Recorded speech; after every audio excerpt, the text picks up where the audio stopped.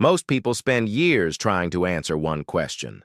How much money do I need to retire? They look for a number, a target, a finish line. They ask friends. They read articles. They hear wildly different answers. One person says $1 million is enough. Another says, you need 2 million. Someone else says, no amount ever feels like enough. What most people don't realize is that this question is often framed the wrong way. Because retirement comfort is not determined by a single number. It's determined by how that money actually supports your life. Over 15 years of working with people approaching retirement, I've noticed something striking. The correlation between account balance and peace of mind is far weaker than most people assume.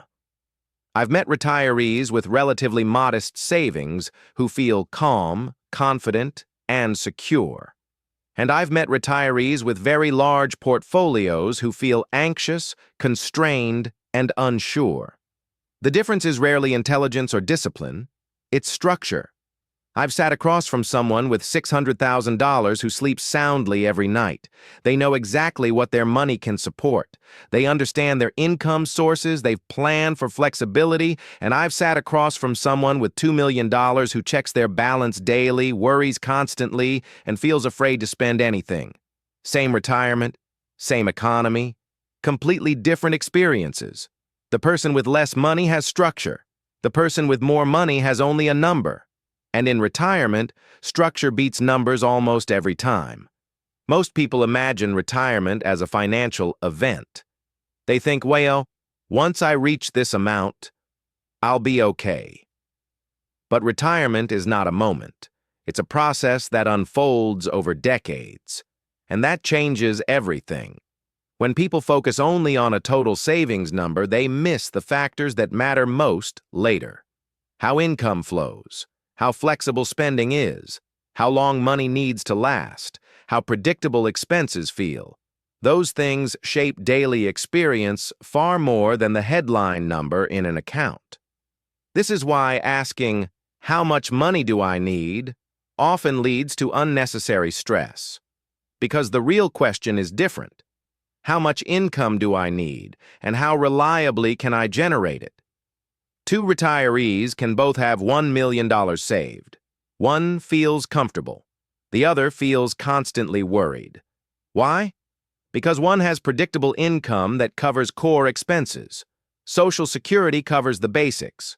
A small pension adds stability. Withdrawals only supplement what's already secure. The other relies entirely on portfolio withdrawals that fluctuate with markets and taxes. Every market dip feels threatening. Every expense feels like it's eroding security. Nothing feels stable.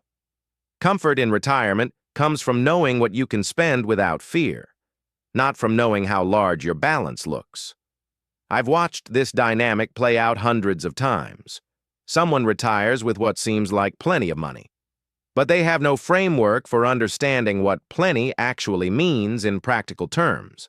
They don't know if $40,000 per year is safe, or $50,000, or $30,000. Without that clarity, every withdrawal feels dangerous. So, they default to extreme caution. They spend far less than they could safely afford. They deny themselves experiences and improvements to their quality of life, not because the money isn't there, but because they don't trust their understanding of it. That lack of trust creates a retirement defined by restriction rather than enjoyment. Another reason people struggle with this question is longevity. Most people underestimate how long retirement lasts. They plan for 15 or 20 years, but many retirements last 25 or 30 years. Some last even longer. That extra time magnifies small differences. A small spending gap becomes a big one. A small tax inefficiency compounds. Inflation quietly erodes purchasing power. When people don't plan for that length, even a large number can feel fragile. This is why the idea of enough keeps moving. Someone reaches their target and then immediately worries it won't last. So they keep working, they keep saving, they keep pushing the retirement date forward, not because they're greedy, but because the number doesn't feel stable. And the number doesn't feel stable because the timeline isn't stable. They haven't accounted for how long the money actually needs to work. I've worked with people who delayed retirement for 3 or 4 extra years, not because they needed to, but because they couldn't convince themselves they had enough. When we finally built out a structured plan that accounted for 30 years of expenses, inflation, healthcare costs, and market variability, they realized they'd been ready years earlier. Those are years they can't get back. Another overlooked factor is lifestyle variability. Spending in retirement is not flat. Early years may involve travel and activities.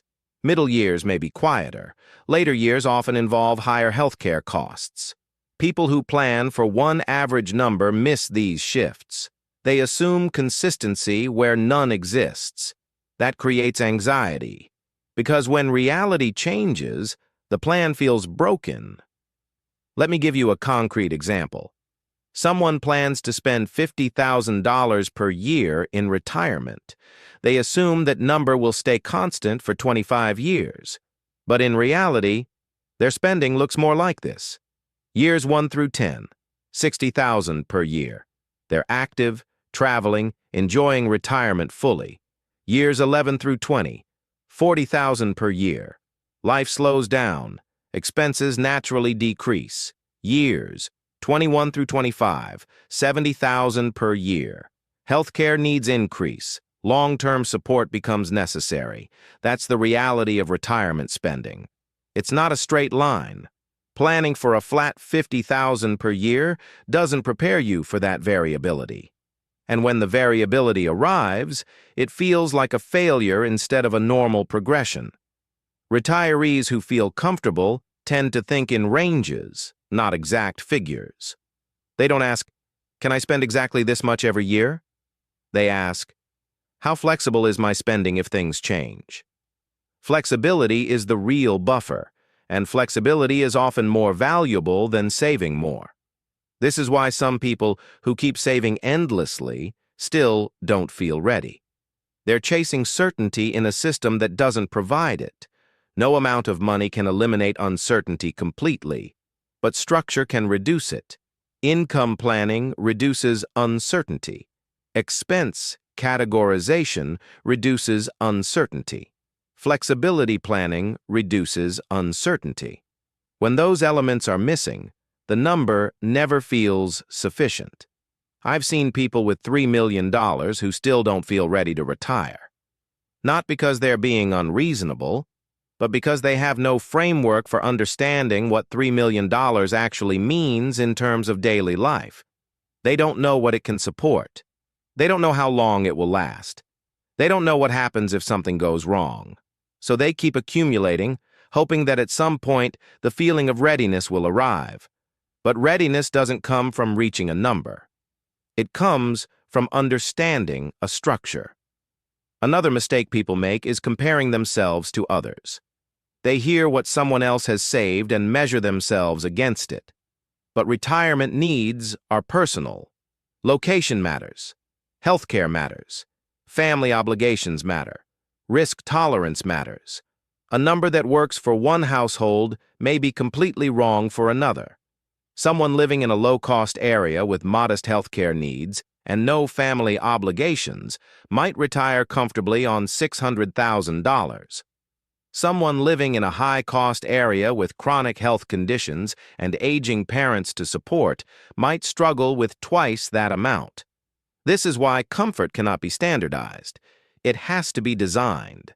The retirees who feel most at ease usually stop chasing a perfect number. Instead, they focus on answers to better questions. What expenses are essential? What income is reliable? What spending is flexible? What risks matter most to me? When those questions are answered, the total number becomes less intimidating. Because money becomes a tool, not a threat. This shift changes behavior. Instead of hoarding, people plan.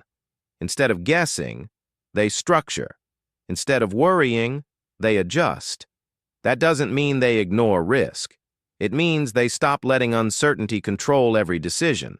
Retirement comfort is not about reaching a magical amount. It's about knowing how your money supports your life over time. It's about understanding trade-offs, and it's about accepting that planning is ongoing, not finished. People who wait to feel fully ready often delay retirement longer than necessary. People who understand their structure move forward with confidence, even if their number isn't perfect. I've watched this transformation happen many times. Someone comes in feeling uncertain. Do I have enough? We build a plan that shows them what their money can actually support. We account for variability. We build in flexibility. We address their specific concerns. And suddenly they relax. Not because their number changed, but because they finally understand what their number means. That understanding is what creates confidence. In future videos, we'll break down how retirees think about income versus assets, how spending flexibility changes over time, and how people redefine enough in a way that actually reduces stress. No hype, no promises, just clarity. Because retirement comfort isn't something you buy with a number. It's something you build with understanding.